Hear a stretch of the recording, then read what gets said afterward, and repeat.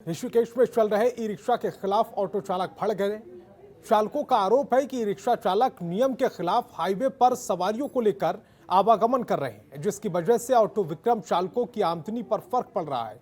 साथ ही जाम की स्थिति भी पैदा हो रही।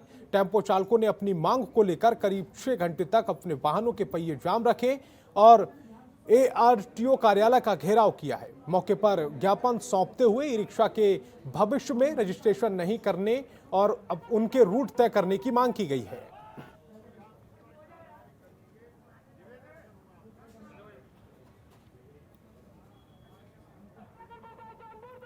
ई रिक्शा MB एक्ट के तहत विधिवत पंजीकृत किए जाते हैं और पंजीकरण के उपरांत उनका जो टैक्स है, जो स्टेट गवर्नमेंट द्वारा निर्धारित है, वो टैक्स देते हैं और उसके अनुसार वो संचालित होते हैं। अभी इनका ऋषिकेश क्षेत्र में कहीं कोई इस तरह का रूट तय नहीं है कि इस रूट पर चलेंगे, इस रूट पर नहीं चलेंगे। ये तय करने की पावर हमारे अंदर नहीं होती। ये हमारी नियमावली में जो पावर है उसके तहत शासन स्तर से ये निर्णय लिया जा सकता, हमारे लेवल से ये नहीं होता। जो इनकी मांग है, अभी मांग इन्होंने प्रस्तुत नहीं करी है, प्रस्तुत करेंगे तो उस पर फिर जैसा भी रहेगा वो ज्ञापन हम संबंधित जिस भी अथॉरिटी के लेवल से वो काम होगा उस अथॉरिटी को हम भेज देंगे। अभी ज्ञापन नहीं दिया है, ज्ञापन देंगे हैं माननीय RTO साहब को और माननीय RTO साहब के द्वारा माननीय उत्तराखंड सचिव। ज्ञापन हमारा ये है कि शहर की आबादी को देखते हुए और सड़कों को देखते हुए ई रिक्शा के नई रजिस्ट्रेशन पर रोक लगाई जाए और पूर्व की भांति जो इनको रूट परमिट दिए गए थे उन्हीं पे उनको वहाँ पर संचालित किया जाए। इन लोगों ने जो है पहले भी एक मीटिंग हुई थी और हमारा परमिटों का शुरू से ही विरोध रहा है शहर में। इन्हीं के रिपोर्ट के आधार पर शासन के द्वारा ई रिक्शा संचालित की गई थी। बाकायदा मेरे पास में उसका परमिट भी है। उन परमिट को दिया गया था, उनके रूट परमिट दिए गए थे और शासन के द्वारा में रूट परमिट खत्म कर दिए गए हैं, जो कि बिल्कुल अनुचित है। नैनीताल दुग्ध उत्पादक सहकारी संघ लिमिटेड की बैठक की गई है, जिसमें दुग्ध समिति की रिक्त हुए जगहों पर प्रबंध कमेटी में नए सदस्यों को शामिल करते हुए प्रबंध कमेटी का विस्तार किया है, जिसमें तीनों नए सदस्यों की गोपनीयता की शपथ दिलाते हुए सदस्यों का स्वागत किया गया। इस दौरान नैनीताल दुग्ध संघ अध्यक्ष मुकेश बोरा का कहना है कि पिछले दिनों आचार संहिता की वजह से नीतिगत फैसला नहीं लिए जा सके थे, लेकिन आज बैठक में दुग्ध उत्पादकों को एरियर और कर्मचारियों को बोनस वितरण करने का प्रस्ताव पास किया गया है।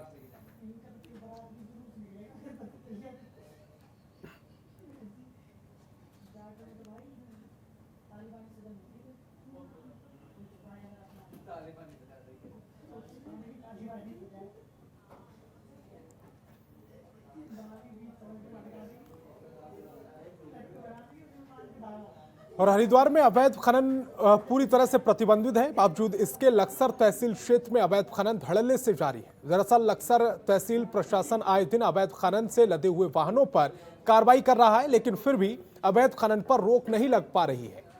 इसी को लेकर लक्सर SDM वैभव गुप्ता ने कहा है कि कार्रवाई करते हुए 7 ट्रैक्टर ट्रैलियों सहित एक डंपर को सीज कर दिया है और आगे भी ये कार्रवाई जारी रहेगी, जिससे अवैध खनन पर रोक लगाई जा सके।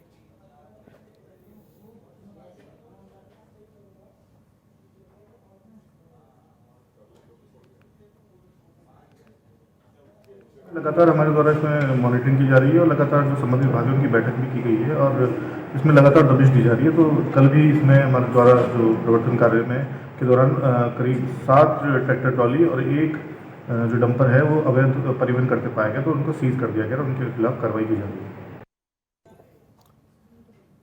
और उत्तराखंड में आपदा को देखते हुए शहीद सम्मान यात्रा को स्थगित कर दिया गया है। सैनिक कल्याण मंत्री गणेश जोशी ने यात्रा को स्थगित करने के आदेश दिए। आपको बता दें कि चमोली के सवाड़ गांव और 24 अक्टूबर को पिथौरागढ़ के मूनाकोट ब्लॉक में शहीद सम्मान यात्रा का शुभारंभ होना था, लेकिन आपदा को देखते हुए शहीद सम्मान यात्रा को स्थगित कर दिया गया है। इसी को लेकर प्रदेश के सैनिक कल्याण मंत्री गणेश जोशी ने कहा है कि आगे परिस्थितियों के अनुरूप शहीद सम्मान यात्रा को शुरू करने की तारीख घोषित की जाएगी। के अंदर उत्तराखंड में भयंकर आपदा आई, जिसमें कई लोगों की जानें चली गई, कई मार्ग पूर्ण रूप से अवरुद्ध हो गए। ऐसे में हमारी संवेदना उन परिवारों के साथ में हैं जिन्होंने अपनों को खोया है। इसको दृष्टि रखते हुए हमने 21 तारीख को जो सवाड़ में कल यात्रा की शुरुआत होनी था और 24 तारीख को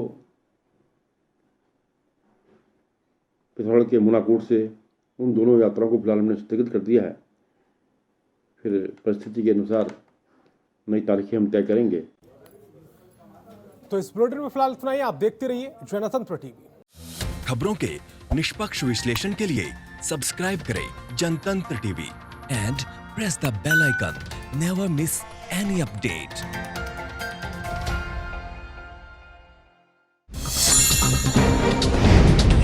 डाउनलोड कीजिए जनतंत्र टीवी ऐप को, जो कि अवेलेबल है गूगल प्ले और ऐप स्टोर पर। अधिक जानकारी के लिए अभी डाउनलोड करें।